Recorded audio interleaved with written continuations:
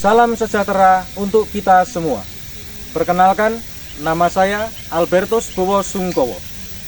Saya mengajar pendidikan agama Katolik dan Budi Pekerti di SMK Teresiana Bandungan, Kabupaten Semarang. Saya adalah mahasiswa PPG dalam jabatan batch 1 tahun 2025 di STPK Santo Fransiskus Assisi, Semarang. Berikut ini akan saya tampilkan praktik pembelajaran pendidikan agama Katolik untuk kelas 10 SMK. Materi yang saya ajarkan adalah hati nurani. Kritik dan saran sangat saya harapkan dari para dosen. Selamat menyaksikan video ini. Selamat pagi anak-anak. Apa kabarnya hari ini? Luar biasa. Oke, sepertinya kurang bersemangat. Berdiri dulu. Oke, berdiri ya. SMK bisa. SMK hebat. SMK Teresiana Bandungan selalu bersatu.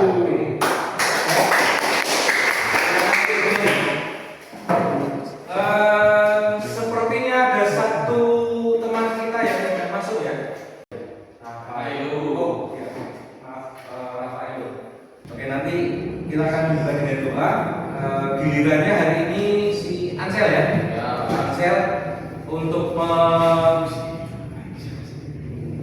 doa untuk membuka pelajaran kita hari ini dengan diselipi doa untuk Elo agar bisa segera sembuh dan bergabung dengan kita. Gitu ya? Oke, baik. Marilah kita mengawali pembelajaran kita hari ini dengan doa membuka. Silakan Sel untuk memimpin doa. Mari kita bersama kita berdoa dalam nama Bapa dan Allah Bapa kita atas kami Bapa Engkau memberikan waktu pada Doakanlah kami, doakanlah kami di dalam nama Bapa dan Putra. Baik, terima kasih Ansel. Pada perjumpaan terakhir kita kemarin, Pak Bobos sudah meminta kalian untuk berliterasi terkait dengan materi kita hari ini, materi kita sekarang ini. Apa materinya? Hati nurani. Oke, terima kasih Ansel. Diskusi kita tentang hati nurani. Oke, sekarang Pak Boy ingin bertanya pada kalian. Apa itu hati nurani? Apa itu hati nurani?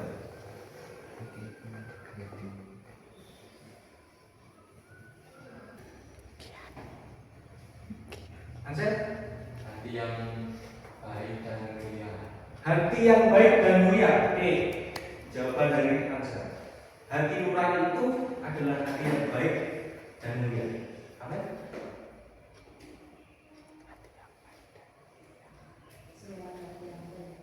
Suara hati yang baik. Oke, hati nurani itu suara hati yang baik. Itu pemahaman Amel tentang hati nurani. Ada yang lagi? Pertanyaan kedua. Adakah dalam keseharian kalian mengalami situasi ketika Anda mengalami apa yang dialami oleh Thomas dalam cerita tadi? Ada yang mau menyampaikan?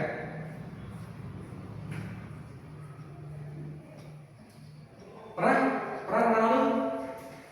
Kali? Wah, nggak mungkin nggak? Ayo, ya? Pernah? Saat apa? Ketika sekolah Apa ya? Terus apa yang kamu lakukan? saya ambil terus saya simpan dulu. Simpan dulu. Terus pada akhirnya gimana? Endingnya apa? Ya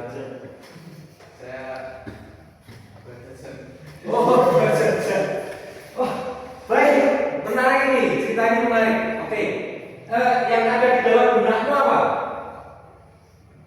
Ya, pengen mengembalikan tapi nggak tahu. Pengen mengembalikan. Sebenarnya pengen mengembalikan ya. Berarti ada niat baik nih. Jangan negatif thinking dulu dalam ya. Oke, berarti pengen mengembalikan. Tapi nggak tahu kemana ya. Mungkin ada pemikiran, wah maleman juga ya. Pemikiran kan, oke, kita hargai ya. Baik. Simpan dulu jawaban kalian. Kita akan berdiskusi tentang hati nurani, tentang suara hati setelah film. Tetapi sebelumnya Pak Bowo ingin menyampaikan kepada kalian tentang hati nurani. Hati nurani, berbicara mengenai hati nurani atau memahami hati nurani itu menjadi sesuatu yang sangat penting. Bahkan sangat penting. Apalagi kita sebagai seorang Kristen, sebagai seorang yang hidup. Mengapa? Karena hati nurani atau tadi Amel katakan suara hati itu sangat bersentuhan dengan kehidupan kita sehari-hari. Jadi tujuan kita belajar tentang hati nurani, berdiskusi, refleksikan tentang hati nurani, itu di akhir kalian paham apa itu hati nurani. Apa itu hati nurani, lalu kemudian bagaimana di dalam kehidupan sehari-hari kita bisa menerapkan hati nurani itu di dalam kita, menjadikan hati nurani itu menjadi pedoman dalam kita bertindak. Berarti berbicara mengenai hati nurani atau suara hati itu bersentuhan dengan apa? Tindakan. Tidak bisa dilepaskan dari tindakan hidup kita sehari-hari. Oke, itu pentingnya. Maka tujuan kita adalah paham apa itu hati nurani, kemudian fungsi hati nurani di dalam kehidupan kita sehari-hari. Lalu bagaimana membina suara hati? Karena hati nurani itu bisa juga sesat, bisa juga tumpul. Orang bisa saja berbohong, tapi wajahnya biasa saja. Kayak para koruptor itu, tersangka tetapi sepertinya tidak bersalah, ya kan? Nah, mengapa kok bisa begini? Terus kemudian bagaimana membina suara hati, ya kan? Lalu terakhir tujuannya kalian dalam kehidupan sehari-hari itu kalian bisa mempraktekkan, melaksanakan bagaimana dalam apapun tindakan kalian memperhitungkan atau mendengarkan hati nurani. Itu tujuan pembelajaran kita. Oke, baik. Pak Bowo ingin menunjukkan satu ilustrasi video ya.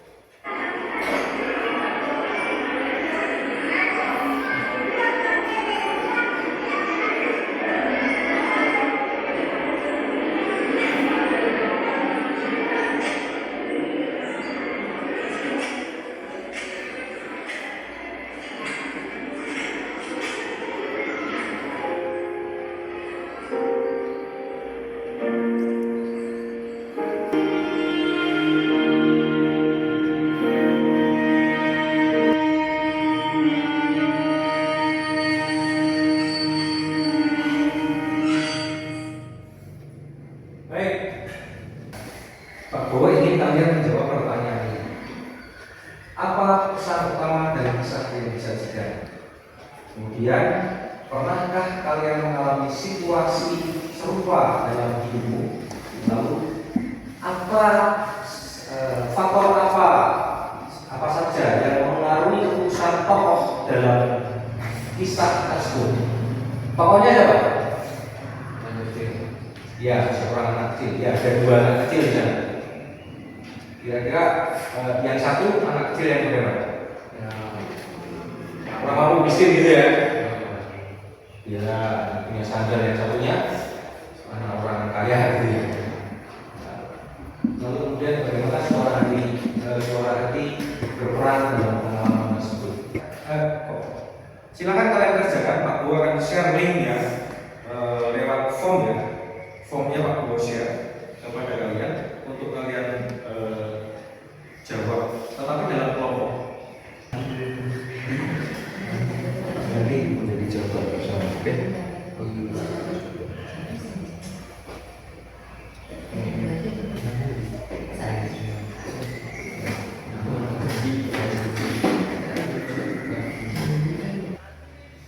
Baik, sudah selesai semua ya? Sudah. Oke. Itu menurut kelompok kami, apa pesan utama dari kisah yang disajikan adalah berbuat baik, saling berbagi kepada orang yang membutuhkan. Berbuat baik, saling berbagi kepada orang yang. Oke. Kelompok 2 silakan simak ya jawabannya ya. Terus Nomor 2, kenapa kalian mengalami situasi yang serupa dalam hidup? Karena apa jawabannya? pernah. Pernah. Terus? Ya.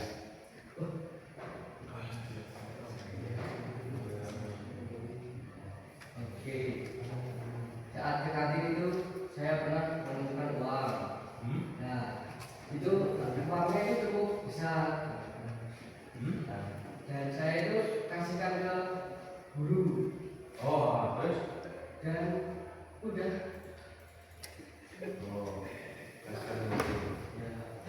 Terus pertanyaan nomor 3. Faktor apa saja yang mengaruhi keputusan tokoh dalam kisah tersebut? Seorang anak kecil Dengarkan jawab. sepatu milik anak orang mampu dan punya sepatu bagus. Terus? Bagaimana suara hati berperan dalam pengalaman tersebut? Seorang miskin ingin menolong mengembalikan sepatu yang jatuh saat naik kereta, tetapi tidak bisa menggapai karena kereta terlalu laju. Sehingga anak yang mempunyai sepatu memberikan sepatunya kepada anak kecil yang menginginkan sepatu tersebut. Peran saudara apa?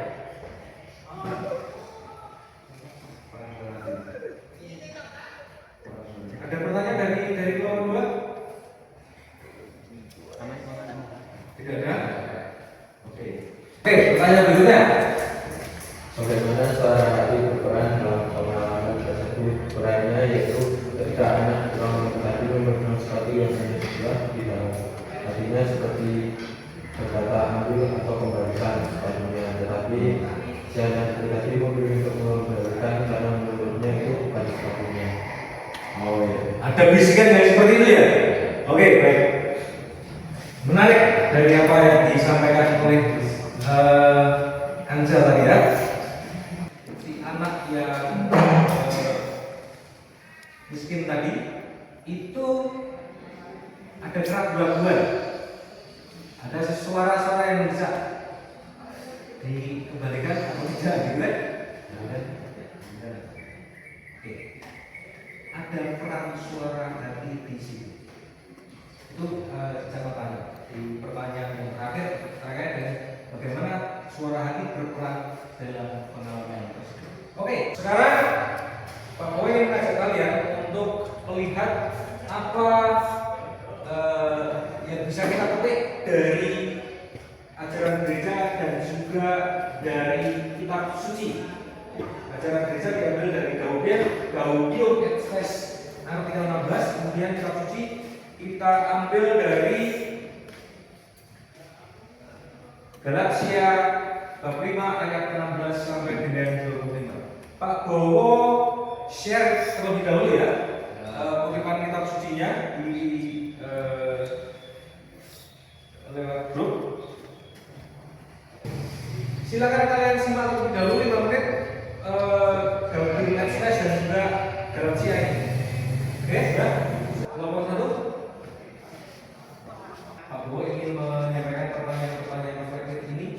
Silakan kalian kerjakan kembali pertanyaan reflektif ini agar untuk kalian bisa menggali dari dokumen dan juga kitab suci berbicara mengenai apa kitab suci dan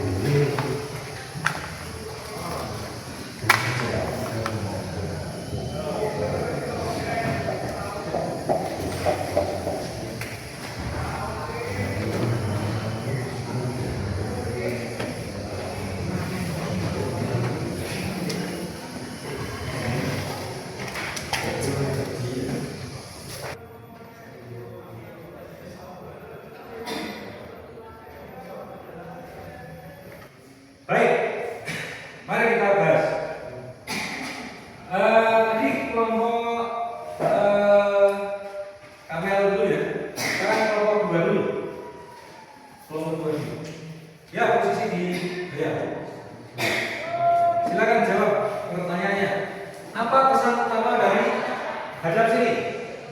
Apa pesan utama dari pengiriman Bagi Express? Pentingnya bagi mengurangi manusia mengubah hukumnya. Yang jelas, kalau menghindari kejahatan sebelumnya apa? Cinta kasih terhadap kebaikan dan menghindari. Cinta kasih dan kebaikan ya. Ada kalimat penting. Cinta kasih dan kebaikan dan menghindari kejahatan. Oke. Poin penting terkait dengan hati nurani dari yang disampaikan oleh ajaran gereja. Baik, pertanyaan nomor 3 dan 4 dijawab oleh kelompok 1. Nanti dilengkapi ya. Jawabannya dilengkapi. Oke. Silakan nomor 1. Hadap sini.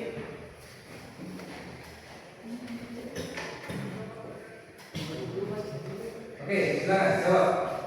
Bagaimana ajaran gereja dan kitab suci saling melengkapi dalam pemahaman tentang suara hati, saling melengkapi? Kitab suci memberikan dasar dan bimbingan kepada, sementara gereja memberikan konteks, interpretasi dan bimbingan praktis. Interpretasi dan bimbingan praktis. Ajaran gereja, kalau kitab suci tadi dari kitab Galatia tadi memberikan apa? Apa? Praktis. Yang praktis tadi ajaran gereja, dan kitab suci tadi apa? Dasar rohani. Oke? Tadi jawabannya kan tadi itu. Terus kemudian pertanyaan yang keempat. Rumuskan pemahaman kelompok tentang suara hati berdasarkan ajaran gereja dan kitab suci. Kemampuan manusia untuk membedakan antara baik dan buruk serta untuk mengambil keputusan yang sesuai dengan hukum moral yang dituliskan di dalam hatinya Allah. Oke. Dengan kemampuan untuk membedakan baik dan buruk serta memilih. Ya, tadi ada poin itu ya. Memilih apa? Memilih apa kan? Oh, mengambil keputusan tadi ya. Mengambil keputusan yang sesuai Dengan hukum moral dengan hukum moral. Hukum moral itu terdapat di mana? Kita sebagai orang Kristen, hukum moral kita dapatkan dan kita ketahui dari ajaran gereja dan kitab suci. Sumber yang bisa kita rujuk untuk memahami tentang kaidah baik dan buruk atau memahami tentang moral Kristiani, ya ajaran gereja. Ajaran gereja kan kitab suci. Yang pertama-tama adalah kitab suci. Lalu kemudian ajaran gereja. Mengapa ajaran gereja yang kedua? Ya karena ajaran gereja menginterpretasikan atau menafsirkan dari kitab. Paham ya? Oke, jadi saya rasa jawaban dari kalian tadi cukup menjawab bahwa suara hati berdasarkan ajaran gereja dan kitab suci ya. Oke, dan kitab suci itu memberikan dasar rohani bahwa dalam diri kita itu ada dorongan kehendak roh dan kehendak daging, dan roh kudus yang ada di dalam diri kita itu memanggil kita untuk mengikuti yang baik, yang benar. Itu kitab suci. Baik, setelah kalian mempresentasikan apa yang kalian temukan dalam diskusi tadi berdasarkan pertanyaan-pertanyaan yang Pak Bowo sampaikan, dengan sebagai panduan untuk kalian menggali pemahaman terkait dengan nurani, baik Pak Bowo memberikan peneguhan ini. Apa itu suara hati? Suara hati itu dalam arti sempit bisa dikatakan kesadaran moral dalam situasi konkret. Dalam situasi konkret artinya apa? Dalam kehidupan sehari-hari ketika kita berhadapan dengan persoalan. Tidak hanya soal menemukan uang, enggak. Tetapi mulai dari bangun pagi sampai tidur malam itu kita berhadapan dengan peristiwa-peristiwa, oke? Berhadapan dengan peristiwa-peristiwa di mana kita dihadapkan pada pilihan yang baik atau buruk. Oke, baik. berikutnya. Fungsi suara hati. Fungsi suara hati yang pertama adalah sebagai pengingat. Oke, pengingat. Menyadarkan kepada kita apakah harus melakukan atau tidak suatu pilihan tertentu. Ya. Dorongan untuk berbuat baik dan menghindari yang salah. Mengingatkan kepada kita lakukan atau tidak. Dan hati nurani memberikan pengetahuan tentang oh ini baik ini buruk dan lain sebagainya. Sebagai hakim itu akan menilai setelah melakukan sesuatu, melakukan tindakan kalau baik ya, itu akan memberikan penilaian, kalau buruk juga akan memberikan semacam hakim sebagai penyadar nilai diri. Nah, ini prosesnya begini. Proses suara hati itu sebelum bertindak, pada saat bertindak, dan setelah bertindak. Ya. Sebelum bertindak, suara hati memberikan apa? Pengetahuan, petunjuk. Ya, petunjuk bahwa perbuatan ini baik, oh ini buruk. Oke. Lalu pada saat bertindak, apa yang dilakukan oleh hati nurani? Yang dilakukan oleh hati nurani adalah kalau pilihannya baik, maka dia mendorong lakukan. Kalau tindakannya baik, dia akan memberikan dorong. Kalau tindakannya buruk, dia akan memberikan larangan. Jadi ada perintah dan larangan. Kalau baik, hati nurani akan memerintahkan. Kalau buruk, hati nurani akan melarang. Itu pada saat bertindak. Setelah bertindak, apa yang dilakukan oleh hati nurani? Memberikan vonis, verdict, memberikan vonis. Pertanyaan kedua, vonisnya berupa apa? Ketika seseorang melakukan satu tindakan yang buruk atau kejahatan, punishment-nya, hukuman yang diberikan oleh hati nurani itu apa?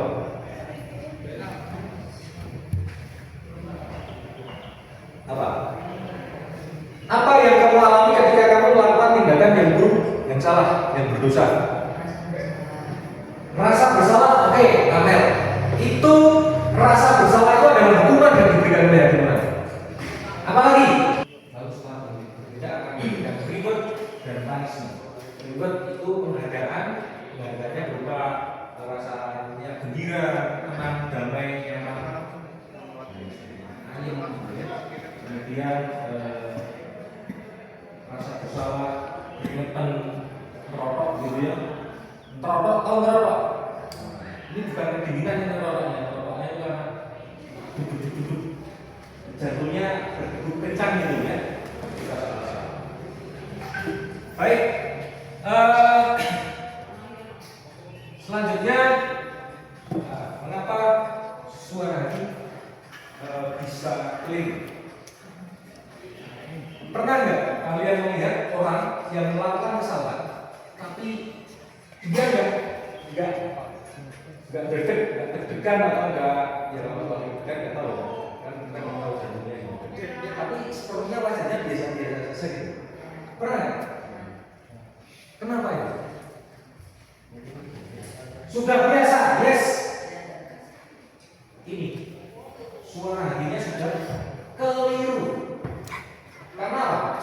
Karena dia sudah biasa jarang untuk menghiraukan suara hati, sehingga yaudah meskipun salah dia santai aja melakukannya. Para pencuri, para koruptor, karena sudah terbiasa melakukannya, mungkin mulainya dari hal kecil. Waktu sekolah dia suka mencontek, kemudian kurangnya pendidikan nilai di dalam keluarga, nilai seperti kejujuran, kepedulian dan tidak ditanamkan. Lalu lingkungan dan pandangan masyarakat. Oke, lingkungan keluarga maupun masyarakat itu bisa mempengaruhi hati nurani. Orang yang tinggal di lingkungan di mana di situ ada begitu banyak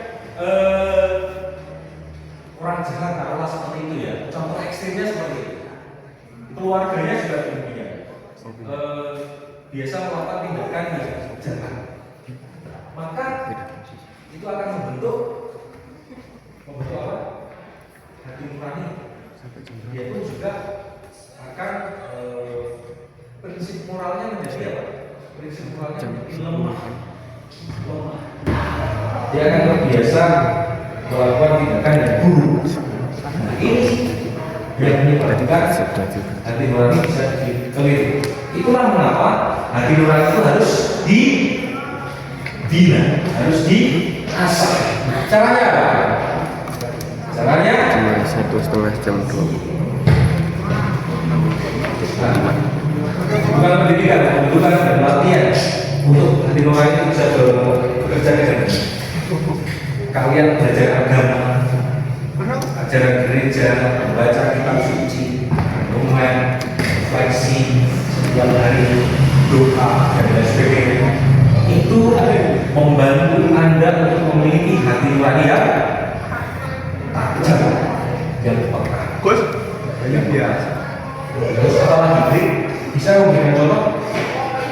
Contoh untuk mengasah suara ini, membaca banyak buku, berdoa, ya, rajin berdoa, itu mengasah suara hati. Rajin berdoa, baca kitab suci, ya, baca kitab suci, dan lain sebagainya. Itu cara-cara kita membina suara hati. Baik, demikian pembelajaran kita hari ini terkait dengan hati nurani. Kalian atau kita sudah berdiskusi, sudah mencoba untuk menggali pemahaman tentang apa itu hati nurani, kemudian bagaimana hati nurani itu bekerja, bagaimana hati nurani itu harus dibina, karena hati nurani itu sudah bisa tumbuh seperti yang ditanyakan oleh Galuh tadi. Hati nurani itu bisa peka. Untuk bisa peka bagaimana harus dibina. Untuk selanjutnya di minggu depan kita akan beranjak ke tema baru, yaitu bersikap kritis terhadap media massa. Nah, Pak Bu akan share materinya, dan silakan kalian terlebih dahulu berliterasi dari materi terkait dengan sikap kritis terhadap media massa. Untuk minggu depan ini cukup. Kalau cukup, hasil pengajiannya sudah selesai kali. Oke, silakan dimulai. Saya minta Ansel kiranya Ansel ya untuk menutup pertemuan kita belajar bersama pada hari ini dengan doa penutup. Doakan kami, doakan kami. Terima kasih.